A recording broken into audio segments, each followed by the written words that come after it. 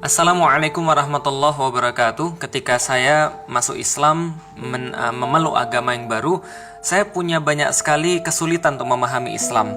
Namun akhirnya ketika saya mempelajari, lalu kemudian melihat referensi demi referensi yang saya dapatkan, Masya Allah, Islam itu sangat sempurna, paripurna, indah, istimewa.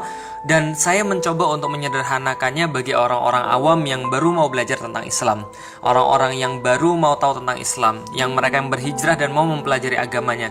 Saya coba sederhanakan, dan akhirnya itulah yang kemudian menjadikan buku Beyond the Inspiration.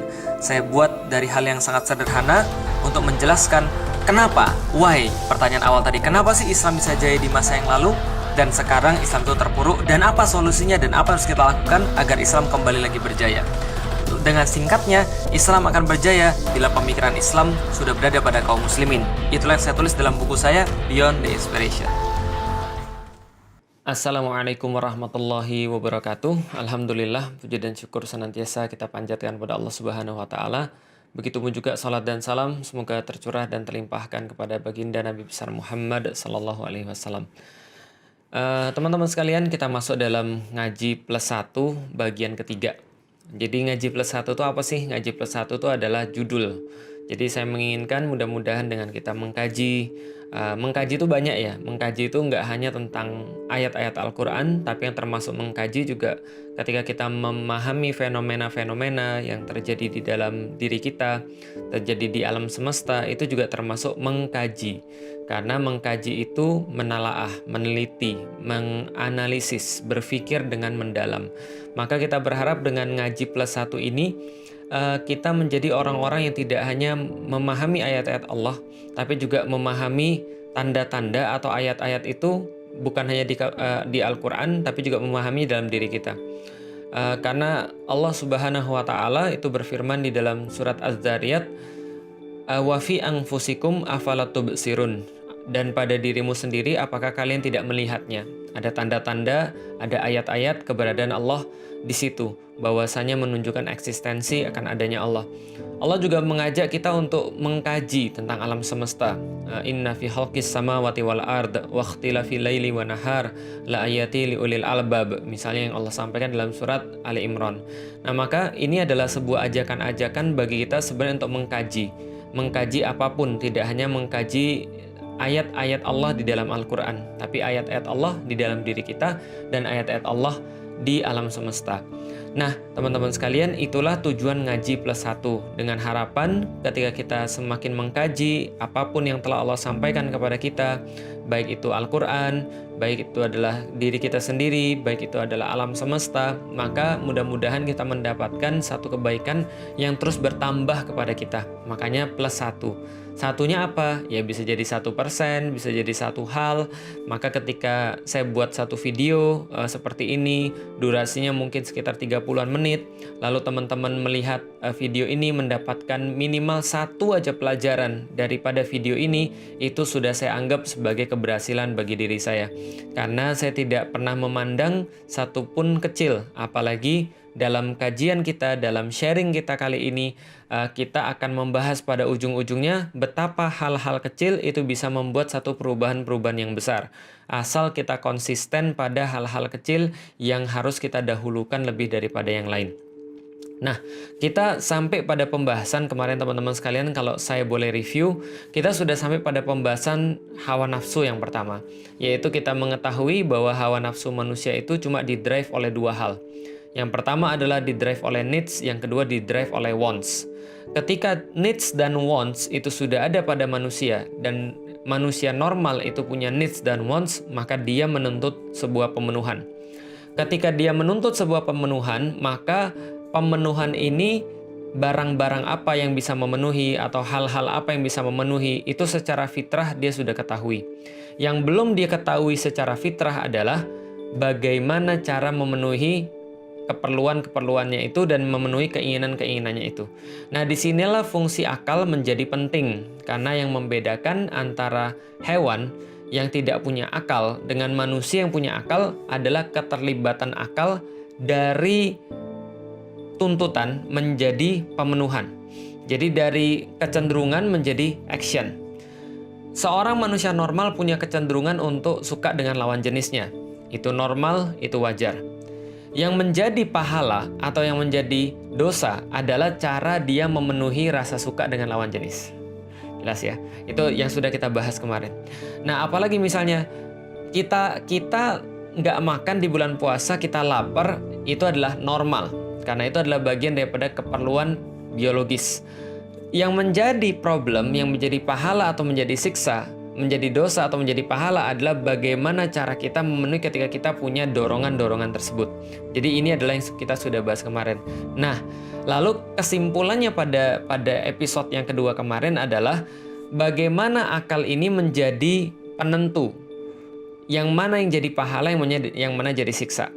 Orang suka cewek, itu normal. Antum suka cewek, normal. Saya suka cewek, normal. Sudah nikah juga suka cewek, normal. Ya, suka cewek walaupun sudah nikah, ya normal dong. Yang menjadi problem adalah bagaimana cara memenuhinya. Tergantung dengan akal kita atau tidak. Kalau akal kita yang menunjuki dan akalnya sudah dibimbing oleh wahyu misalnya, maka itu jadi benar. Tapi kalau yang menunjuki adalah nafsunya, maka jadinya salah. Yang namanya berzina dengan nikah lalu melakukan hubungan malam pertama, itu sama saja aktivitasnya, nggak ada bedanya. Yang beda apa? Bedanya cuma 5 menit. 5 menit apa? Mengucapkan, saya terima nikahnya ini binti ini kepada saya dengan mas kawin sekian. 5 menit mengubah antara dosa dan pahala. 5 menit mengubah antara taat dan jahat. 5 menit mengubah antara orang yang melakukan satu aktivitas-aktivitas yang fahisyah, keji, dan aktivitas-aktivitas yang mulia. Bedanya cuma 5 menit. Dan bedanya apa? Pakai akal. Aku boleh nggak melakukan seperti ini? Kalau kucing, kalau misalnya sapi, misalnya mereka nggak punya akal, maka mereka tidak akan pernah untuk ditanya atas semua perbuatannya. Dan kita wajar-wajar aja ketika ngelihat kucing kawin di jalan, atau anjing kawin di jalan misalnya. Kenapa? Karena mereka nggak punya akal. Nah, lalu bagaimana akal ini nanti dipakai? Karena menurut orang-orang yang berzina, mereka juga pakai akal. Apa misalnya akal mereka? Ada yang bilang sama saya, ini nyata ada orang berzina, terus mereka bilang sama saya, Ustadz, ya daripada kita ngangon kambingnya, mending kita beli satenya. Ini jahat banget. Kenapa? Pertama, dia berpikiran bahwa perempuan itu, wanita itu kayak kambing yang harus diurusin. Padahal kenyataannya ketika sudah nikah, kita yang laki-laki lebih banyak diurusi oleh perempuan. Yang kedua, jahat sekali ketika dia kemudian mengatakan bahwa dia nggak mau repotnya, cuma mau enaknya. Makanya saya mau kasih tahu pada semua teman-teman sekalian, maksiat itu pasti akan merugikan. Maksiat itu pasti akan merugikan. Cuman kita nggak tahu aja. Dan karena kita sudah terbohongi ya, terburu oleh nafsu, maka kita mengejar kenikmatan yang sebentar untuk mengorbankan kepahitan yang berkelanjutan. Nah, padahal ini adalah sesuatu yang sangat parah sekali. Dia ngomong begitu, Ustadz, daripada kita ngangon kambingnya, mendingan kita beli satenya saja. Lebih enak berzina, itu kayaknya mikir, tapi mikirnya salah. Nah, bagaimana kemudian pemikiran ini bisa menentukan orang berbuat? Karena ingat, dari awal kita membahas tentang ngaji plus 1, yang merupakan pendahuluan sebelum saya membahas satu buku yang saya tulis judulnya Beyond the Inspiration ini, maka tujuan kita untuk membahas ini adalah mengerti bagaimana cara manusia itu melakukan sesuatu. Mengerti kenapa manusia memutuskan sesuatu. Yang pada akhirnya ketika teman-teman sudah mengerti, teman-teman bisa menggunakan pengertian itu untuk bisa mencapai kehidupan yang terbaik. Berubah ke arah yang lebih baik, lalu kemudian menjadi manusia yang lebih apik dan segala macamnya. Maka ini tujuan kita, pengen berubah. Semua yang saya sampaikan bukan hanya sekedar level pengetahuan. Tapi yang saya inginkan adalah teman-teman bisa menggunakan pengetahuan ini untuk memaksimalkan diri kita. Untuk menjadi manusia yang lebih baik. Biar nggak gini-gini aja. Gitu kan ya. Oke, masuk lagi. Nah kalau gitu, tidak semua pemikiran itu bisa membuat orang melakukan. Maka coba kita lihat. Kita di awal-awal sudah bahas tentang referensi. Bahwa referensi itu sangat berpengaruh dalam perbuatan seseorang. Minimal kalau kita bahas secara marketing, maka apa yang muncul ke dalam top of mind seseorang. Jadi top of mind, referensi top of mind seseorang itu tergantung berapa banyak dia mendengar sesuatu. Misal, mau makan apa buka puasa ini, maka yang menjadi apa list teratas di kepala Anda itu bisa jadi adalah apapun yang sering Anda lihat. Ataupun apapun yang Anda tahu dan belakangan ini kepikiran. Itu juga memasukkan diri dalam top of mind, list yang bakal muncul di kepala kita. Contoh lagi misalnya, bagaimana cara kita untuk menikah? Maka yang muncul listnya adalah ya orang-orang yang kita tahu, atau siapa menikah, dengan siapa kita menikah, dengan cara apa. Ya listnya itu adalah yang sering kita pikirin. Nah itu adalah salah satu yang namanya kekuatan referensi. Tapi kekuatan referensi ini tidak hanya mempengaruhi top of mind, list yang akan muncul dalam kepala kita, tapi juga mempengaruhi bagaimana cara kita berpikir. Sehingga ketika kita sudah berpikir dengan referensi-referensi yang ada dan sudah menghasilkan pada satu titik, maka dia berubah dari mikir menjadi paham. Makanya orang bilang kalau ngajarin bukan lagi gini, kamu mikir belum? Bukan. Karena kalau mikir itu prosesnya. Hasil daripada pemikiran itu adalah pemahaman. Jadi kalau proses untuk mengolah referensi, proses untuk mengelola informasi namanya berpikir. Hasilnya adalah pemikiran. Tapi kalau pemikiran ini sudah kemudian dia lakukan terus-menerus dan sudah dia yakini, maka terjadilah yang namanya pemahaman. Pemahaman ini yang akan membentuk kecenderungan orang untuk memilih perbuatan A atau perbuatan B. Dia akan melakukan takwa atau dia akan melakukan fajir. Dia akan melakukan suatu kebaikan atau dia melakukan suatu keburukan. Dia melakukan suatu ketaatan atau dia melakukan suatu kemaksiatan. Ini semua tergantung yang namanya pemahaman. Maka sebelum kita mengetahui pemahaman, kita harus tahu dulu bagaimana referensi itu bisa terproses jadi sebuah pemikiran. Saya sudah nyinggung di tempat yang lalu-lalu, episode yang lalu-lalu, saya cuma ulangi sedikit saja. Orang semakin banyak referensi tentang satu hal, maka hasil pemikirannya itu akan tergantung dengan referensi tersebut. Maka wajar saja, di masa misalnya contoh, sorry agak mundur ke belakang dan sorry kalau sana ini nggak berkenan teman-teman sekalian, tapi ini sebuah contoh saja. Contoh orang yang ketika di zamannya Pilpres, nontonin TV tertentu, taruhlah TV K misalnya, dengan TV O misalnya, antara satu TV dan TV yang lainnya, antara satu media dan media yang lainnya, tentu saja mereka berpikir dengan cara yang berbeda. Kenapa? Karena ada perbedaan informasi yang ada di situ. Di sini informasinya begini, di sini informasinya begini. Padahal satu fakta yang sama, tapi dihadirkan dengan informasi yang berbeda. Ketika masuk ke dalam orang, cara pikirnya juga berbeda. Maka orang-orang tertentu akan mikir dengan cara tertentu. Misal, orang-orang pendidikan ketika ditanya apa problematika terbesar daripada kehidupan manusia, dia akan bilang problematika terbesar adalah pendidikan. Karena tanpa pendidikan orang nggak bakal bisa maju. Maka kalau ditanya sama orang pertanian bisa jadi jawabannya berbeda. Problem terbesar adalah pertanian. Karena kalau seandainya pertanian nggak ada, orang nggak bisa makan, maka dia nggak bisa mikir dan dia nggak bisa sekolah. Maka dia nggak bisa pendidikan. Tapi kalau ditanya sama orang agama, maka orang agama akan jawab problem terbesar umat manusia adalah akidah. Karena percuma dia bisa makan, percuma dia pendidikan kalau akidahnya salah. Nah, itu kan tergantung kemudian referensi dia, tergantung informasi dia. Seperti apa dia melihat satu problematika, seperti apa dia melihat satu masalah, maka itu tergantung referensinya dia.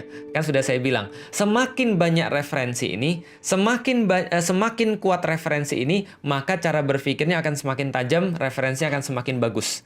Itu yang menyebabkan ada orang-orang yang bisa akrab dengan semua orang, bisa nyampur ngomongan dengan semua orang, bisa ngerti apa yang orang omongkan karena dia punya banyak referensi. Contoh misalnya, ketika seseorang kumpul dengan penggemar bola, lalu dia bahas tentang, wah gila, itu Cristiano Ronaldo ya, keren banget ya, kayak gini-gini. Lalu kemudian ada orang nggak ngerti tentang siapa Cristiano Ronaldo, di tim apa dia, atau di tim apa dia sebelumnya, atau dia bakal diisukan transfer kemana, dia nggak akan bisa nyambung dengan omongan ini, dan bagi dia itu sangat tidak menarik. Tiba-tiba orang yang sama, lalu kemudian ngobrol dengan orang yang senang F1, Formula 1. Lalu kemudian bagaimana ada tim Ferrari, ada tim McLaren, ada tim ya segala macam di sana. Tapi dia nggak ngerti sama sekali, dia nggak nyambung. Nah maka ketika dia dikasih pasokan-pasokan informasi, maka dia akan lebih tepat memutuskan sesuatu. Nah jadi ini fungsi referensi dalam menghasilkan sebuah pemikiran. Jadi pemikiran seseorang itu sebenarnya tidak akan pernah mencapai satu level yang levelnya itu bagus sebelum dia mengumpulkan referensi terlebih dahulu. Maka kebiasaan saya sebelum ngapain-ngapain aja, saya pengen ngisi di satu tempat nih. Saya akan cari tahu ini yang menjadi audiens saya siapa. Lalu saya akan menyampaikan materi tentang apa? Lalu apa yang mereka inginkan dengan materi ini? Lalu seperti apa yang saya inginkan secara pribadi? Maka setelah mengetahui, saya cari tahu banyak hal, termasuk siapapun yang menjadi yang harus saya kenal dan segala macamnya, maka setiap referensi-referensi itu membentuk cara berpikir saya. Semakin banyak referensi, semakin tepat referensi, maka semakin bagus cara saya berpikir. Maka ini penting banget sekali lagi, jangan follow yang merusak referensi-referensi Anda. Jangan pernah kita memfitnah diri sendiri dengan cara memasukkan referensi-referensi buruk ke dalam diri kita secara sadar. Karena memasukkan referensi itu terjadi secara sadar. Tapi setelah referensi masuk, cara dia membentuk pemikiran kita itu terjadi secara otomatis. Terjadi secara begitu saja. Terjadi secara sendirinya. Kita nggak lagi ikut-ikutan di situ. Seperti kita makan, apa yang kita makan itu yang kita makan itu kita pilih. Kita mau makan sayur, kita mau makan serat, kita mau makan karbohidrat, kita mau makan lemak, kita mau makan protein, kita mau makan junk food, itu semua kita pilih. Tapi setelah kita masukkan dalam tubuh kita, diprosesingnya secara otomatis. Kepala kita juga sama, dia processing referensi terjadi secara otomatis. Dan jangan sampai kita masukin informasi yang justru merusak apapun yang menjadi yang kita inginkan daripada hasil pemikiran kita. Itu referensi jadi pemikiran. Kesimpulannya jelas, jangan masukin referensi-referensi negatif. Dan saya sudah duga pasti ada yang nanya, Ustaz, tapi gimana kalau kita follow orang-orang karena kita senang aja supaya ada cross referensi dari dunia yang lain? Ya tergantung keperluan Anda. Kalau saya secara pribadi, saya harus memahami orang-orang yang saya dakwai. Maka kalau orang-orang yang saya dakwai adalah aktivitasnya masih sesuatu yang tidak ideal atau tidak islami, ya saya follow nggak ada masalah. Kenapa? Karena saya tahu apa yang saya inginkan. Tapi kalau Anda masih dalam proses belajar, Anda masih dalam proses untuk berubah, lalu Anda tetap follow yang kayak gitu-gitu, ya ini menjadi problem yang besar. Tapi gimana saat nggak enak kalau unfollow? Kan ada fasilitas mode. Ada fasilitas kemudian untuk restrict dan segala macamnya di Instagram misalnya. Ini penting banget. Kenapa? Anda harus stop memasukkan referensi-referensi yang buruk dan itu bisa membuat pemikiran Anda jadi buruk kalau Anda tidak stop. Kalau Anda tidak stop memasukkan referensi-referensi itu, maka pemikiran Anda tidak akan pernah menjadi baik. Kenapa? Karena hasil pemikiran tergantung itu. Nah, pemikiran ini ketika dia di-enhance dengan ilmu dan bukti, maka jadilah dia pemahaman. Jadi jelas ya, referensi menjadikan yang namanya pemikiran. Pemikiran ini kalau diperkuat dengan ilmu dan bukti, maka jadilah dia sebagai sebuah pemahaman. Dan ilmu, bukti, ya ini juga bagian daripada referensi. Tapi bedanya apa? Ya ilmu itu adalah kesesuaian antara fakta dan teori. Itu bisa dikatakan begitu. Atau ilmu itu adalah sesuatu yang bisa menghantarkan kita pada keyakinan. Itu adalah sama ilmu juga. Bukti itu apa? Ya bukti itu juga bagian daripada ilmu sebenarnya. Ya kalau untuk gampangnya kita pakai bahasa Indonesia sajalah. Pemikiran yang diyakini namanya pemahaman. Gimana biar pemikiran ini bisa diyakini? Dia harus ada ilmunya, dia harus ada buktinya. Baru pemikiran itu bisa diyakini. Contoh, secara pembelian saja. Ini contoh ya, kalau teman-teman punya toko online, teman-teman punya barang-barang yang mau dijual atau apapun lah. Teman-teman harus tahu ketika diteliti, kenapa orang bisa membeli sesuatu? Orang bisa membeli sesuatu, memutuskan bisa membeli sesuatu. Itu pertama karena logika. Yang kedua karena emosional. Itu secara singkat. Secara logika, Anda bisa ngasih dia fitur-fitur dan segala macamnya. Oh, ini fiturnya begini. Kalau dibandingkan dengan produk yang lain yang serupa harganya begini. Berarti kalau Anda beli produk saya, Anda cuma menghabiskan 1 juta. Kalau Anda beli produk yang lain dengan apa yang bisa kami lakukan, dengan fitur yang sama, Anda harus mengeluarkan 1,5 juta. Berarti secara logika Anda harus pilih pilihan produk saya dong. Itu adalah secara logik. Tapi sebenarnya manusia itu tidak memilih secara logik. Tapi manusia memilih secara emosional lebih banyak. Kenapa? Contoh, oke ini produk ini adalah 1 juta dengan fitur yang sama. Seperti produk yang ini harganya 1,5 juta dengan fitur yang sama, beda 500.000. Berarti harusnya secara logika Anda pilih yang ini. Tapi tetap aja Anda pilih yang sebelah sini yang 1,5 juta dengan fitur yang sama. Kenapa? Karena mereknya lebih bergengsi. Karena Ustadz Felix juga pakai produk itu. Karena teman saya juga pakai produk itu. Itu emosional. Itu tidak logik, tapi emosional. Dan manusia memang memilih berdasarkan itu. Dan itulah dikatakan ilmu dan bukti. Semakin orang mengilmui tentang sesuatu, dia mendapati hal-hal yang mengantarkan dia kepada keyakinan, maka semakin dekat dia ke arah keputusan untuk memilih di situ. Apabila dia dikuatkan dengan bukti-bukti lagi, cross reference, dia dikuatkan dengan kemudian endorse daripada temannya, dia dikuatkan dari endorse daripada orang yang dia sukai, orang yang dia idolakan misalnya, maka semakin dekat lagi dia untuk memilih perbuatan itu tadi atau action itu tadi. Dalam hal memilih produk, maka ilmu dan bukti akan menjadikan dia memilih sesuatu itu setelah dia kepikiran untuk sesuatu. Oke, dari awal. Ada orang mau hijrah. Maka ketika dia mau hijrah, awal-awalnya dia pasti akan cari referensi dulu dong. Siapa sih orang-orang hijrah? Oh, orang-orang hijrah tuh kayak misalnya kayak Felix Xiao. Ah, nggak mau ah. Kenapa? Radikal. Ketika dia mendapatkan referensi bahwa Felix Xiao radikal, sebagaimana yang diinginkan oleh media-media mainstream, saya nggak mau jadi mu'alaf. Kenapa? Nanti jadi mu'alaf tuh kayak Felix Xiao, jadi membenci Pancasila, jadi ingin mengganti negara, jadi mengatakan orang lain kafir semua, menganggap bahwa pemerintah tuh togut, lalu kemudian menganggap bahwa Muslim yang nggak sama dengan dia itu adalah kafir dan segala macamnya. Dia intoleran, dia nggak pernah menghormati pendapat orang lain. Kalau itu yang dia dapat, maka wajar kalau dia nggak mau jadi kayak saya. Jadi saya nggak pernah menyalahkan orang-orang yang ketika dia termakan media mainstream, lalu nggak pernah kenal dengan saya seutuhnya, lalu kemudian menuduh saya dengan tuduhan macam-macam. Saya sudah hafal, nggak ada masalah. Kenapa? Informasi dia yang salah. Yang saya salahkan diri saya sendiri, kenapa saya tidak pernah untuk mengantarkan informasi yang benar tentang saya, sehingga dia tahu tentang saya yang seharusnya, sehingga dia bisa berubah.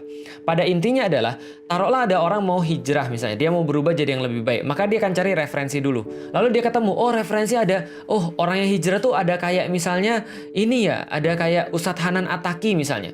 Oh ternyata nggak segitunya ya, ternyata lebih lembut ya orang-orang hijrah tuh, nggak serta-merta ngejudge orang lain ya, nggak serta-merta jadi radikal ya, nggak serta-merta kayak Felix Xiao ya, misalnya taruhlah, nggak ada masalah, alhamdulillah. Berarti dia mendapatkan referensi yang lain yang membuat dia bisa untuk berubah, yang membuat dia yakin untuk memilih satu hal, untuk lebih mencari tahu tentang satu hal, itu referensi. Maka referensi-referensi yang beredar di sosial media tentang Islam dan bagaimana orang melihatnya, tentang kemudian dakwah dan bagaimana orang melihatnya, itu berantem satu sama lain. Jadi teman-teman perlu sadar, ketika Anda main di sosial media, ketika Anda dakwah di sosial media, itu adalah war zone. Itu adalah tempat perang. Itu adalah sebuah battle. Itu adalah sebuah tempat untuk saling beradu informasi. Cuma yang perang bukan tentara, yang perang itu adalah informasi. Maka ketika mereka mengendalikan mainstream media, yang pasti mereka masukkan adalah Islam itu ekstrim, Islam itu tidak toleran, Islam itu bunuh orang. Maka setiap kata-kata jihad itu di-framing dengan sesuatu yang buruk. Ada orang ngebom bunuh diri, lalu kemudian media mengumumkan this jihad, this jihad, ini adalah sebuah jihad. Lalu apalagi ada orang-orang yang ganas difoto, lalu kemudian ditampilkan, ISIS diulang-ulang terus. Padahal selalu saya bilang, ISIS itu paling cuma berapa jumlahnya? Cuma taruhlah ratusan ribu. Tapi ada miliaran muslim yang lain yang mereka menampakkan dengan kasih sayang, mereka menampakkan tidak setuju dengan ISIS, tapi kenapa tidak pernah disorot? Kenapa? Karena mereka perlu mengendalikan referensi. Ingat ya, jadi teman-teman yang sekarang berada di sosial media harus tahu, penting sekali referensi ini. Maka ketika kita menampilkan keislaman kita dengan cara tertentu yang sudah sesuai dengan arahan-arahan ulama dan sesuai dengan fikih Islam, sesuai dengan memang keislaman itu sendiri, ini adalah bagian daripada perang informasi, perang referensi. Karena referensi-referensi ini nanti akan menentukan orang akan respect atau tidak dengan Islam, yang nanti akan menentukan dia mau cari tahu lebih banyak atau tidak dengan Islam. Setelah taruhlah dia dapat referensi-referensi yang bagus, bukan referensi-referensi yang buruk, maka dia akan cari lagi ilmu dan bukti. Dia mulai mempelajari, mulai mengilmui Islam, menanyakan tentang bagaimana Islam itu memandang perempuan, bagaimana Islam itu memandang perang, apakah betul Islam itu disebarkan dengan pedang, apakah Islam itu betul adalah agama yang jahat, dan seterusnya. Kayak saya, ketika saya sudah mulai dapat referensi-referensi yang bagus, dulu ketika di Palembang saya nggak dapat referensi-referensi itu. Bagi saya Islam itu kejam, bagi saya Islam itu jahat, bagi saya Islam itu tidak taat dengan waktu, bagi saya Islam itu kotor, bagi saya Islam itu seenak-enaknya sendiri. Ketika saya masuk ke Bogor, saya mendapatkan referensi Islam yang benar, saya melihat Islam itu ternyata keren, Islam punya solusi terhadap banyak hal, Islam itu punya keseluruhan aturan dan segala macamnya. Ketika ada yang mengantarkan referensi itu pada saya mulai cari tahu lebih banyak. Saya cari tahu dong bagaimana aturan-aturan Islam dalam pengaturan perempuan, bagaimana Islam mengatur keluarga, bagaimana Islam mengatur politik, mengatur ekonomi, mengatur pemerintah, dan seterusnya. Saya cari dong, mengilmui semuanya. Lalu kemudian saya tanya pada teman-teman yang lain, bukti-bukti yang harus saya dapat. Bukti-bukti yang bisa saya lihat, oh ternyata betul, ini ada orang sebelum dia berhijrah, lantas dia kemudian orangnya parah. Setelah dia berhijrah, dia bisa jadi lebih baik pada orang tuanya, dia lebih baik pada keluarganya. Ada keluarga yang dulunya mau cerai, tapi ketika dua-duanya mau untuk belajar tentang hukum Allah, mau belajar tentang agama, mereka kemudian punya rumah tangga yang baik, karena mindsetnya sudah berubah. Ada bukti-bukti yang bisa dihadirkan pada saya. Maka semakin banyak bukti dan semakin banyak ilmu, maka saya semakin yakin ujung-ujungnya action yang saya pilih adalah apa? Action yang saya pilih adalah saya mau masuk Islam. Saya mau hijrah kalau orang-orang zaman sekarang, kalau orang-orang sudah muslim. Ini adalah bagian daripada pemahaman. Jadi pemahaman adalah ilmu yang diyakini. Maaf, pemahaman adalah pemikiran yang diyakini. Kenapa pemikiran ini bisa diyakini? Karena sudah di-enhance, karena sudah diperkuat dengan ilmu dan bukti. Disitulah gunanya para pendakwah. Para pendakwah sebenarnya cuma basyir wa nazir, kata Rasulullah. Kalian para pendakwah tidak pernah dibebankan oleh Allah untuk bisa menunjuki seseorang, untuk bisa membuat seseorang tuh hijrah, untuk membuat seseorang tuh masuk Islam. Nggak pernah untuk dibebankan begitu sama Allah. Kalian para pendakwah, Rasulullah sampaikan kepada kita semua, cuma ditugaskan untuk memberikan basyir wan nadhir, memberikan kabar gembira dan memberikan peringatan, memberikan ilmu pada manusia.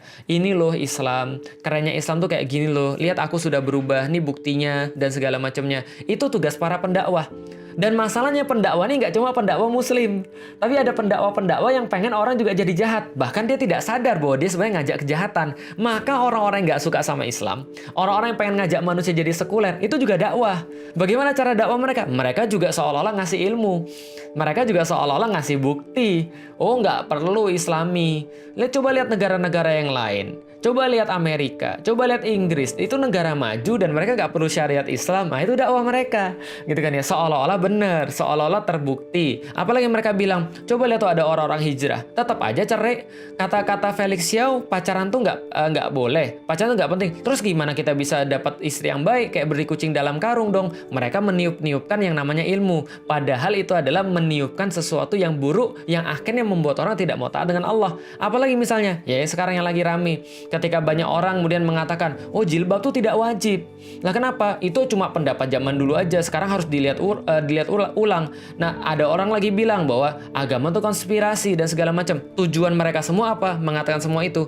Tujuan mereka adalah menginginkan agar orang tidak pakai Islam dalam referensi berpikirnya.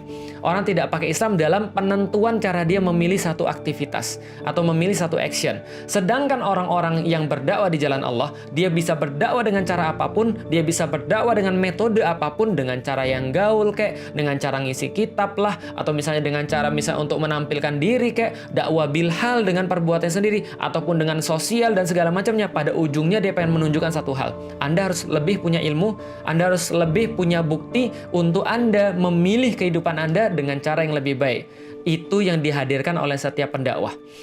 Mau dia mendakwakan satu kebaikan atau dia mendakwakan satu keburukan, tapi prosesnya sama. Prosesnya adalah mengantarkan manusia dengan referensi-referensi tertentu untuk memikirkan sesuatu, dan ketika dia sudah kepikiran sesuatu, menguatkan dengan bukti, menguatkan dengan ilmu, agar itu jadi sebuah pemahaman. Ketika sudah terjadi sebuah pemahaman, maka kecenderungan yang muncul dari needs dan wants tadi akan ketemu dengan pemahaman, setelah itu dia akan jadi perbuatan yang baik. Mudah kan ya? Makanya itulah gunanya dakwah. Dan itulah kenapa orang-orang nggak senang dengan Islam juga berdakwah dengan pemikiran-pemikiran, dengan kampanye-kampanye mereka, dan mereka sangat masif sekali. Maka yang bisa dilakukan oleh orang-orang yang berdakwah, memperbanyak referensi yang baik, lalu memperbanyak ilmu-ilmu yang kemudian ada di sosial media yang terpapar kepada orang-orang yang pengen menjadi baik, lalu kemudian menghadirkan bukti-bukti yang kemudian bisa menguatkan mereka untuk berubah. Alhamdulillah, Islam adalah agama yang sangat-sangat terbukti. Islam tuh sangat-sangat menyuruh orang untuk memikir agar mendapatkan bukti. Dalam hal keislaman saja Allah katakan, wa in kuntum fi raibi mimman nazzalna ala abdina fa'tu bi suratin mimithli. Dan bila kalian tetap dalam keraguan dengan apa yang kami datangkan terhadap hamba kami Muhammad, maka datangkanlah satu surat yang semacamnya. Buktiin kalau Anda hebat. Tapi kalau Anda nggak bisa, ini harusnya menjadi bukti bagi Anda bahwa ini datang daripada Allah Subhanahu wa Ta'ala.